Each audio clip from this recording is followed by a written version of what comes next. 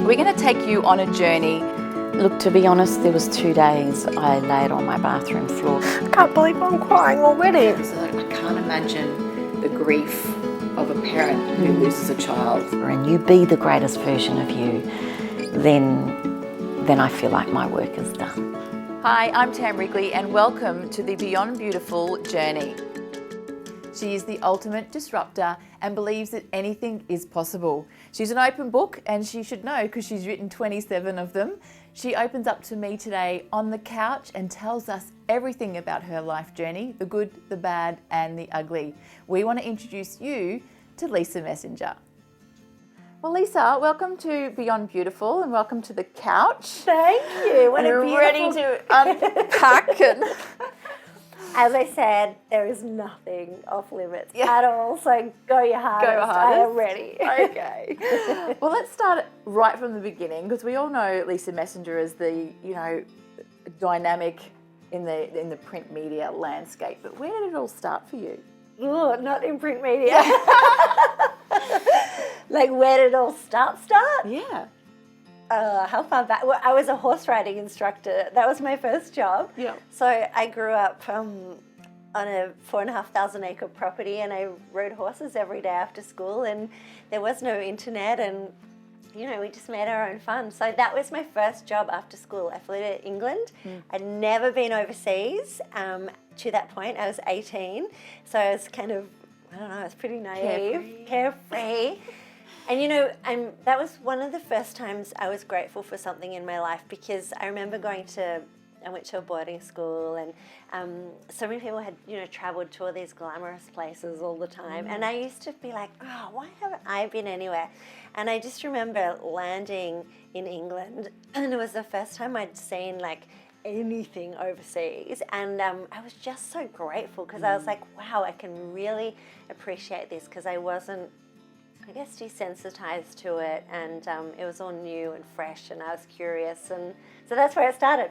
Horse riding instructor. And you probably couldn't Google, as you said, there's no internet, so you probably couldn't Google London or England and see what was going to hit you when you got off the plane. I couldn't, and that was literally, it was, I'm showing my age, but it was the days when I remember we had this mail room at the place I was living and teaching, and you'd run to the mailbox every day and see the letters from home, and it was you'd speak to your parents once a month on the phone or something, because it was so expensive to ring. So things were very, very different, but I think I am grateful because I had a really grounded upbringing in the country, just riding horses every day after school, and motorbikes, and mustering sheep and cattle, and then shoveling shit at 4 a.m. in England. As you do. Nothing too glamorous about that. Not in your Ted Baker. It's a far cry from my Ted Baker and what then went on to be many, many years later, we can get into, the rather glamorous sometimes life of, which was totally unexpected, of being a global magazine editor, I guess. So how did you get into, you started the company. Segway? Yes, how did you get from there to here? Well, it's well documented because I've written 7 books in the last 5 years kind of charting that whole journey, but the smooshed version, very technical term, is 22nd of October 2001. I pretty much got fired from my previous job. In a beautiful way, if there is such a thing. My boss was like, I used to say, I was like this little punk. I was like, I just want to have equity in the company, right? All the time. I wanted to have ownership. But the thing about it is, I actually had no idea what that word meant at the time. It just sounded important. And in the end, he was like, you know what? I think you should just do your own thing. You're amazing and you're brilliant. And So he pretty much fired me in the most beautiful way, because he really set me free on a path. So October 22nd, 2001, I started my first business, and I was kind of an integrated marketing agency. I do that because I actually didn't have any formal training in marketing, but the sponsorship role that I had working for the previous company was probably, and I was only there 8 months, the best training I ever had in my entire life about thinking differently. How do you exchange something? How do you get someone to, pay money, like a corporate paying money for a big arts and entertainment property, like Cirque du Soleil. Like, what's the value exchange, and how do you actually start doing deals? And is it branding? Is it intellectual property? Is it hospitality? Like, what are you swapping for cash? And so that was kind of where I started, and I went out on my own. And then what's interesting is for the next 11 years, I was over-servicing, undercharging, being everything to everyone. And this is a very common story for startups. And when I started, I mean, that's nearly 18 years ago, I had no mentors. I didn't know what a mentor was. You know, there weren't a lot of entrepreneurs, and the word wasn't really being used back then. Well, not like it is now. No, and so I didn't have any kind of role models or people that I was looking up to. And so I bumbled along for such a long time, and it wasn't until, 2013, when I launched Collective Hub, that I truly stepped into my purpose, and things just literally overnight. That's why there's the old adage, and 11-year overnight success, it just went like amazing. So yeah, You mentioned, it's good that you've brought that up, because the Collective Hub basically did, it was like it hit the shelves, and then instantly it just boom, yeah, everyone fell in love with it. thank you.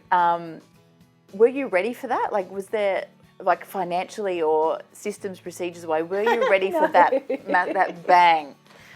No, I was not ready, but there are so many beautiful, incredible lessons from that, and that's why I write so many books and talk so prolifically about it, because now, I'm a conduit. I feel like I'm a conduit to help other people, and because I live my life out loud very purposefully and consciously, and there's nothing off limits, I love kind of pushing the absolute freaking boundaries on business, and then living it and taking on the lessons, and then sharing the lessons learned. So no, I mean, 11 years bumbling along, no real sense of purpose, and living life according to other people's expectations.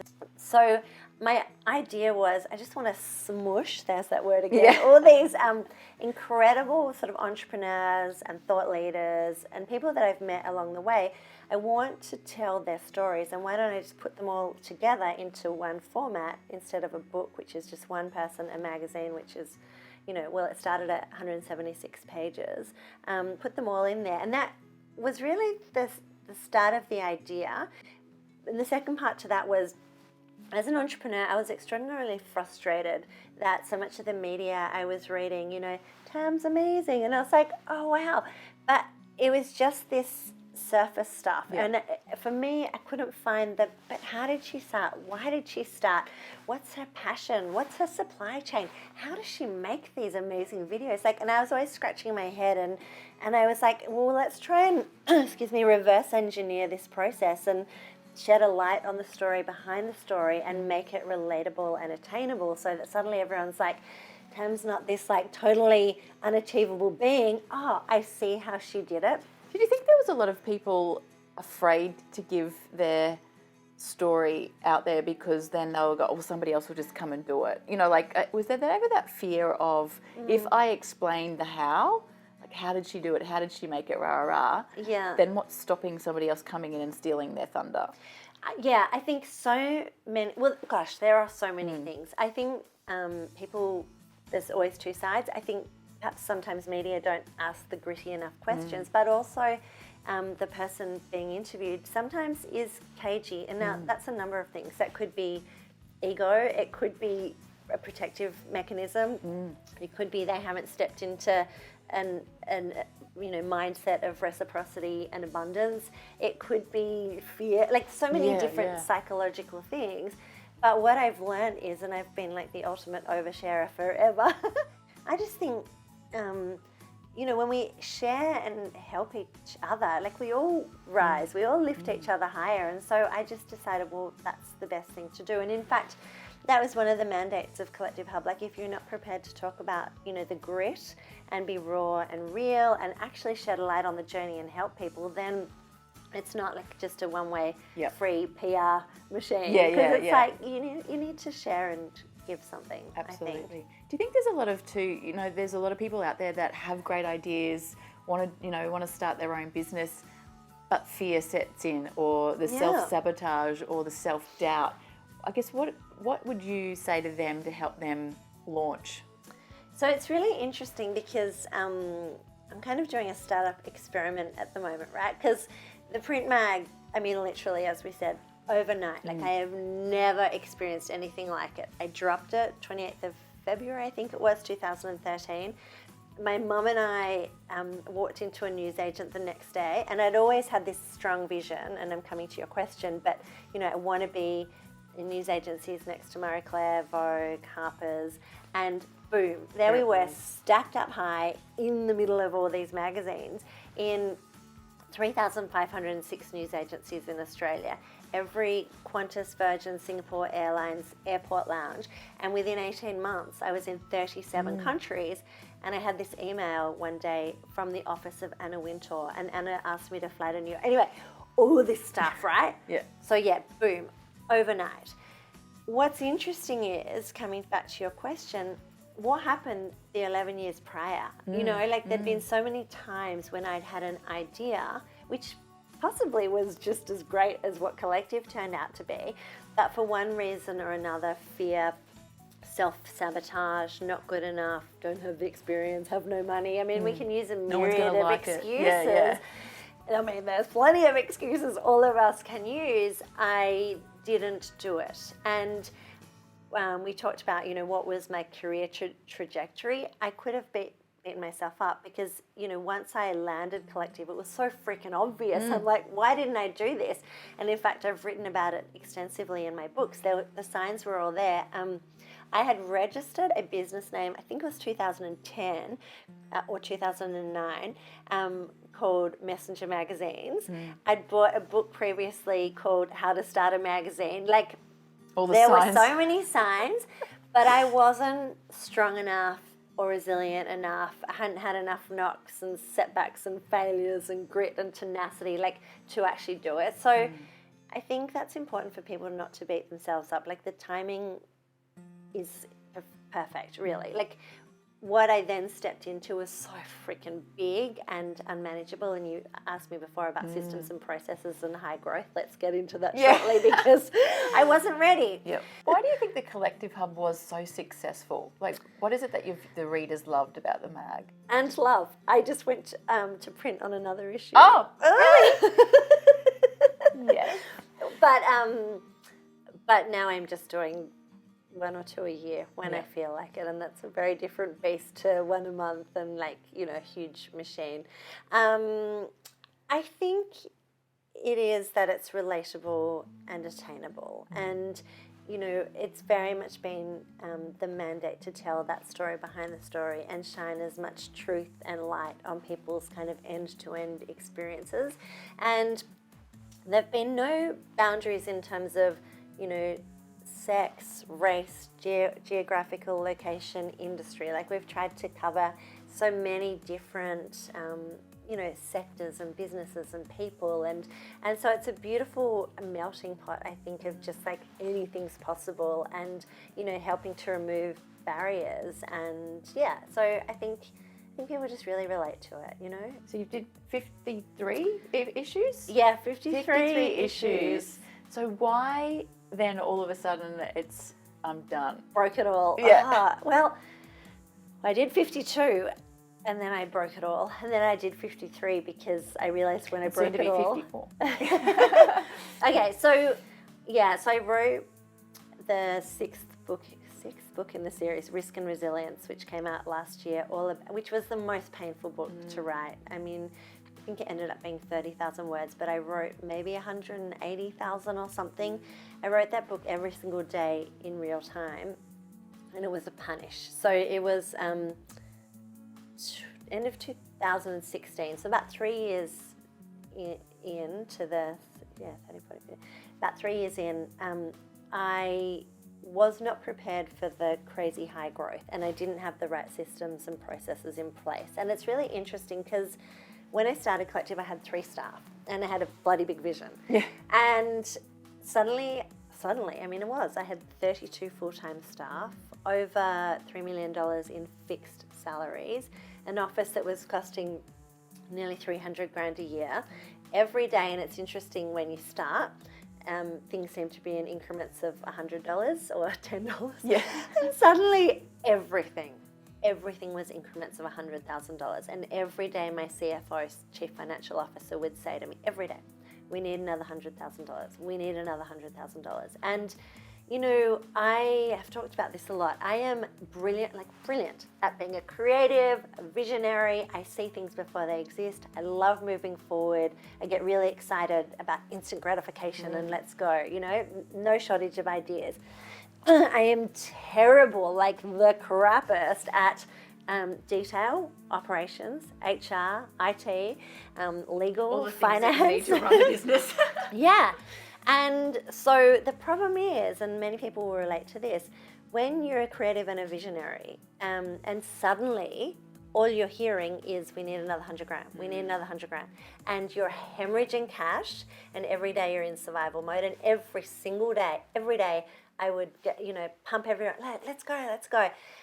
I would go home and cry, like on the bathroom floor, like sobbing for hours every freaking night for like 18 months. And so I just was like, Is why? it because the collective, was it not making money at this point? Okay, so, this is like the print magazine was doing really, really well and growing and growing and growing. The events, we were doing 4 events a week, often in Sydney, sometimes Brisbane, Melbourne. They were insane. So those 2 were like insane profit centers, like going so well. My problem was the digital.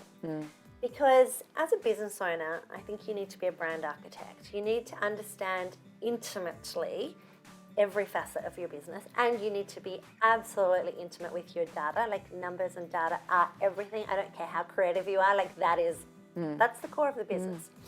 And so I was all across the print. I was all across the events. That was my background. I took my eye off the ball completely with the digital, and I hired a lot of people. It was a very heavy cost base, and kind of handed over the digital side of the business for them to run. And I didn't learn it intrinsically. And so we were doing often 8 stories a day, paying people $300 to $500 a story. Pumping like the metrics and the whole machine to run that was enormous, and it just wasn't bringing in the revenue. What was a defining moment for you to go, okay, this is our last issue, or we're not going to do the collective hub every bi-monthly or monthly? Yeah, you're great to know that. Yeah, we went monthly for nearly 3 years, and then I dropped back to bi-monthly. I think many things, although in hindsight I wish I was more intimate with everything at the time, because what I probably would have done is just cut the guts out of the digital side of it and kept print going longer.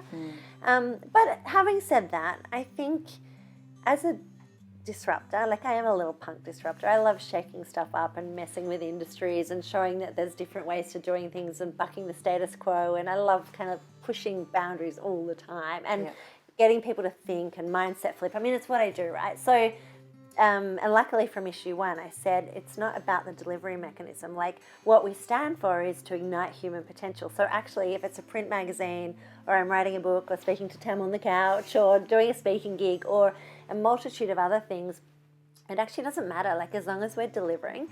And so I guess part of me was like, well, when I started a print magazine, I had no idea, like freaking no idea. I was Googling how to start a print magazine. What do you need? Oh, a sub-editor. Like, I had no idea. And so I guess 52, now 53 issues in, I was like, I know how to do that now. It's not challenging. Like, I need to, if I'm going to be the best version of me, then I need to step up and challenge the status quo again. And, and if I want to continue to be a little punk disruptor and show people that there's a better, different way, then I kind of need to do something new, I think. I think you said once that you would describe yourself as a broken soul. Did I? Yeah. Where did I say that? I think it was in an interview with Deborah Hutton. I think you said you're a broken soul. Oh, gee. Well, that's funny because I know when that interview was, and my fiance had left me 2 days before that interview, but it wasn't public, so maybe I was alluding to that. Because at the time, the moment I'm broken. At my time, it was there you go, another little bit of unexpected adversity. And let me tell you about that, being a little bit cocky, because I'd written life and love, and it was all about my perfect life. And then my fiance at the time, I have a very beautiful partner now that we've been together 3 years, but my fiance at the time came home 4 days after we'd moved into a place together in Tamarama and said, can you please take the dog for a walk? I don't think I can do this anymore. And I remember I did that interview with Deb like 2 days after that, and I was kind of like, oh man, I remember thinking, God, it's Deb Hutton, I need to do the interview. But I was like, I just put this book out there, and I was doing all these media interviews, and like I was like, is the fiance coming home, or is he gone? Or so that's interesting. I definitely would not describe myself at all as a broken soul, but yes, in that moment my soul was very broken. Do you think it's okay to fail at yes. things? Oh my God. Yeah.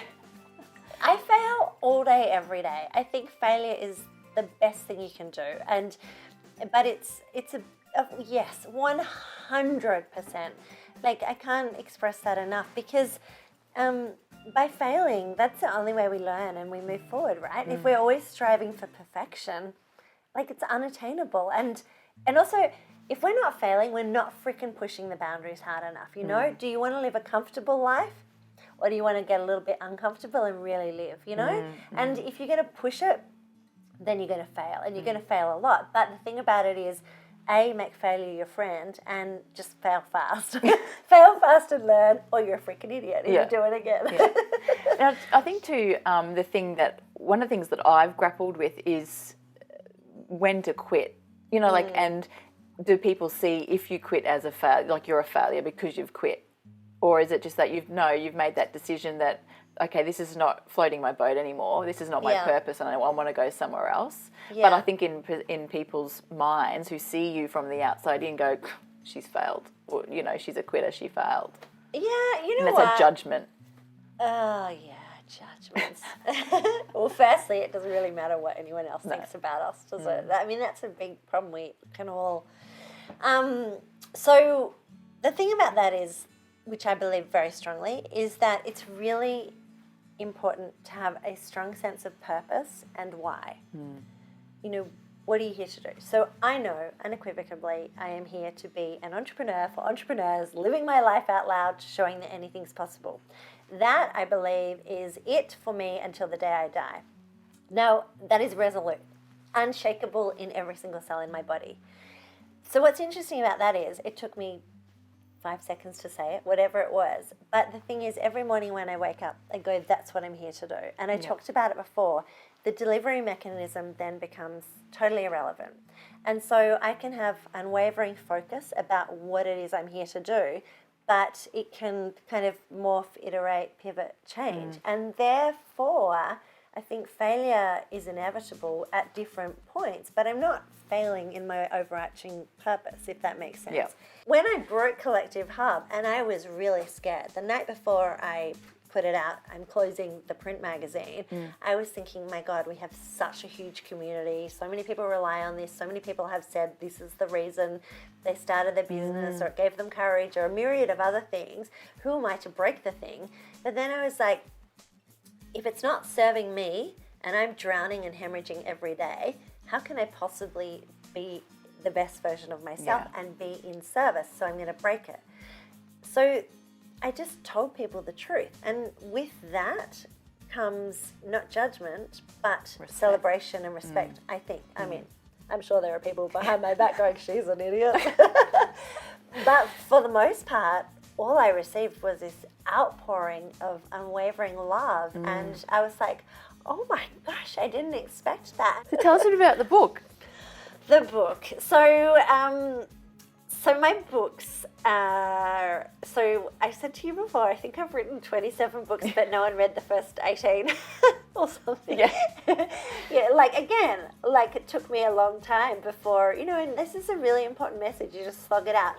My books, I always, I'm quite counterintuitive in most things that I do. Most people are the expert of something and then they write a book. I always choose a topic and then I step into it and I write it in real time. So 8th of April 2018, which is when I decided to close the office and decentralize the team, I decided I'm going to live this year as an experiment about working from anywhere. Anywhere I want. Yeah. And so that book is really, because I was like, can you still have a really successful global business if you are decentralized and just have a laptop? And the answer a year and a bit later is absolutely yes. The thing is, when I started my business nearly 18 years ago, people worked 9 till 5 or 8 till 6 or whatever it was, and they had one job, and that's what they did. Yeah. Yes, and that's all changed. And I was like, well, why can't people have several different jobs and explore different things? And also the beautiful thing about it is everyone works on a project-by-project basis. So let's take this book, for example. I have an editor, a sub-editor, designer, and then it goes off to print. But everyone with the books is working on a project, like you get paid a project fee to produce the books. Yep. My digital marketing manager gets paid like X amount of hours a week, but it's all based, so those guys are based on their KPIs, their output, produce me a great product. My digital marketing person is based on, how many sales do we hit online every day? So that's that metrics. So the whole teams, I'll say teams because I actually have several businesses now, have very specific daily and weekly metrics and reporting procedures. But it means that it's no longer reliant on bums on seats and time in office. It's like, go to the beach all day if you want, I don't care. Yeah. As long as you're delivering the deliverables in accordance with your hourly rate or your project fee or your specific KPIs, I don't care. Yeah. Because as a boss or as an employer, you want to know, okay, if I'm happy for you to work from home. Yes. But I need to make sure that, you're not just sitting there having coffee with your girlfriends and, you're actually doing the work. And I talk a lot about mindset shift. I mean, this was massive for me. I mean, and we laugh, that 11 years I talk about prior to Collective Hub, my 3 staff that were with me for that time, I say to them, oh my God, what were we doing? Like, every day we turned up to the office. 2 of them lived in Bondi. I lived in Bondi. Like, we all lived there, but we all travelled to Surrey Hills to an office. And I'm like, why did we do that? So don't get me wrong. It took me a lot of years to open my own mindset to actually, it doesn't matter the time you're in the office. I'm not going to clock watch and be like, oh my God, it's 8:30. You're not Where are they? Yeah. And I'm going to flip it and go, it's about deliverables, it's about KPIs, it's about your output as opposed to your time in office. Yeah. And, it makes it pretty easy. If someone's on a project-by-project basis and they're not delivering, see you later. Well, thank you so much for joining us on the show. My pleasure. Giving everybody your wealth of knowledge. My absolute pleasure. Thank you for having me. Very special.